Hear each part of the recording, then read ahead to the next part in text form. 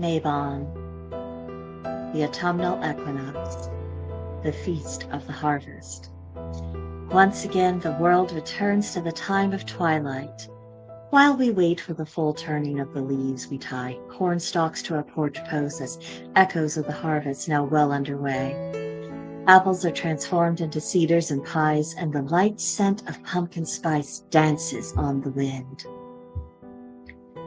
Earlier nights challenge the defiant sun, as much as it forces us to do the peculiar seasonal dance of adding layers of clothes and then taking them away on what feels like an hourly basis. Still, I can feel in my blood that the shift is happening. Summers hold weekends. I yearn for this release.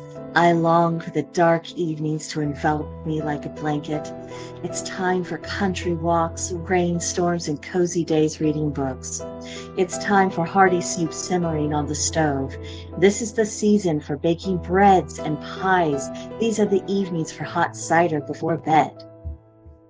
Even as a child, the season was my favorite, despite its unavoidable associations with the school year. There was something about making the first notes in fresh notebooks and having everything in order that appealed to my nature. Then the afternoons were precious liminal spaces that seemed to last forever and fall gently into the dusk. All felt right with the world. There's a simple pleasure to be had in enjoying the sight of bales of hay scattered around a field and watching for the birds to begin their journey south and feeling the energy around us begin to crackle as the veil begins to thin. This year, I grow conscious of the reality that I will soon enter the autumn of life and that the crone years await me. The change of the seasons is teaching me about the coming change of season in my own life. If we were to divide the seasons of human life into 25-year chunks, I wonder how many of us would better understand the flow of our own existence. The seeds that were sown in the spring of my youth have matured in the summer of my life. The harvest of my autumn season to come is taking shape, and I hope I have prepared well for the winter of life.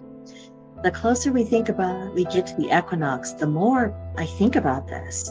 The harvest is a kind of judgment after all. For good or for ill, we know what we've got to work with and have a solid answer for what works and what doesn't. It's also a time of profound loss. The lovers of summer grieve for their favorite season. Thoughts of loved ones who've passed beyond the veil drift into our minds. Pieces of ourselves that didn't make it through the year are mourned. While we are surrounded by abundance, we know it comes at a cost.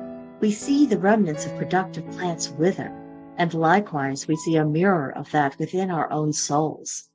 Each year it may be different, but we feel it, even if we don't always acknowledge why. This year I am feeling loss keenly. The summer kittens I couldn't save, the farmhouse I can't repair on my own, and the terrible and dramatic crimes that have taken place in recent weeks have left a terrible imprint on my mind. My general mode of being is to just keep pressing on, but not this time. Now, I pause. The emotions descend on me, and I have just passively felt them, sat with them, gotten to know them. Through this, I have come to realize the sacredness of grief.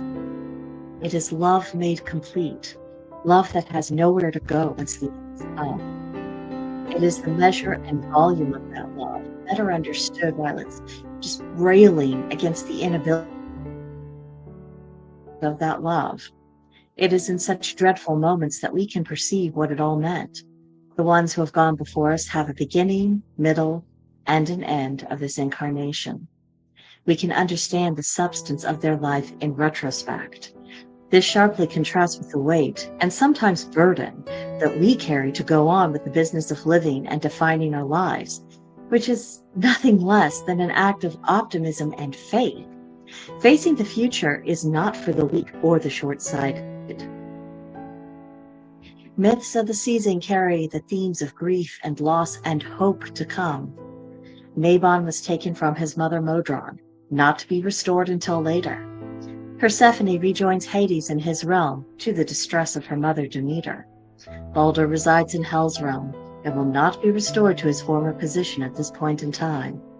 And the god has died once more with the crops, and the goddess, while in a fruitful state, grieves for him, even while knowing she will descend into the underworld to rule by his side in due course.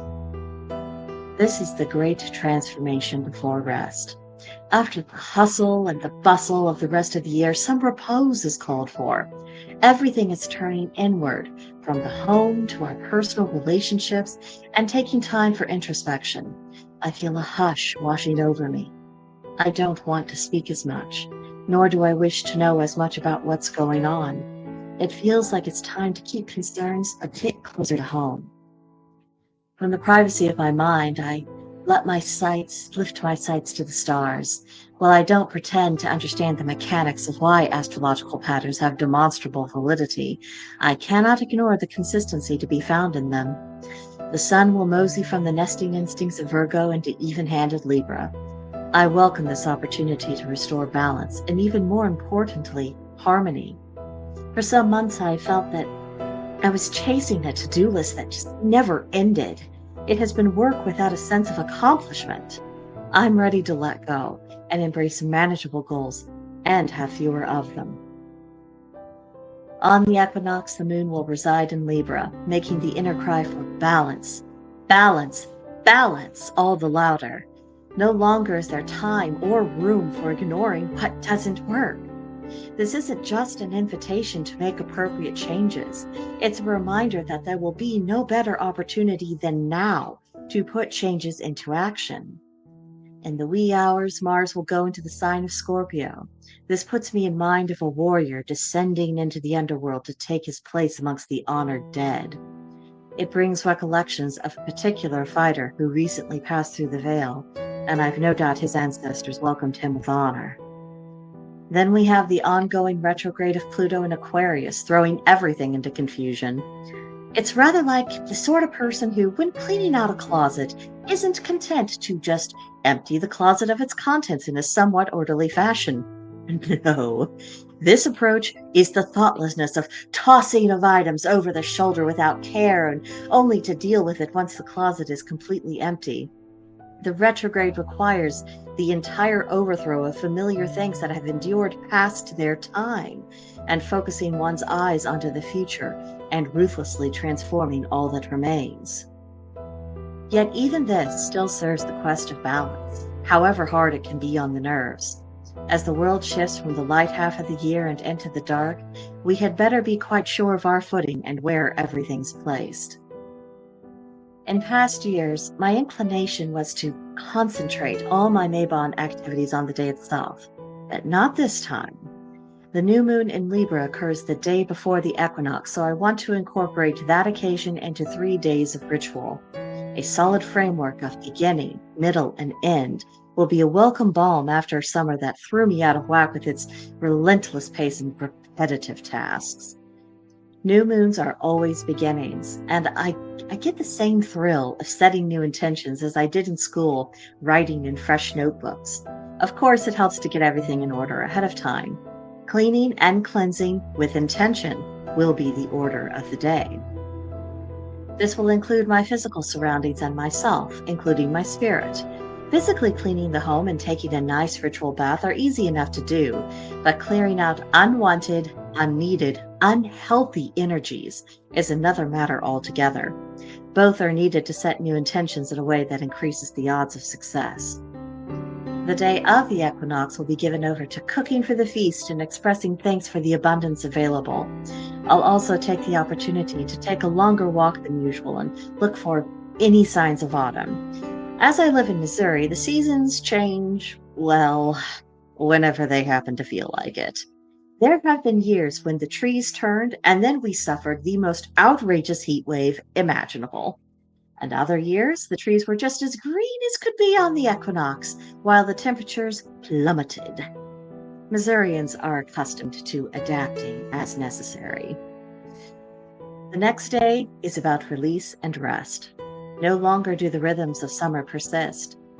I will permit the slower pace of the autumn to lead the dance. This will be made easier by the moon going void of course in the afternoon. Journaling, meditation, and removing anything unneeded from the home will provide a much-needed moment of release. The wheel turns, and I turn with it. That which has been past can be laid to rest now. I offer my tears to the earth, accept the comfort of fire, and accept the call of the wind to follow where it leads. Let all unfold as it may. For you, dear listener, I wish you an abundant harvest, comfort if you need it, and clarity in the darkness of autumn nights. Thank you for visiting me.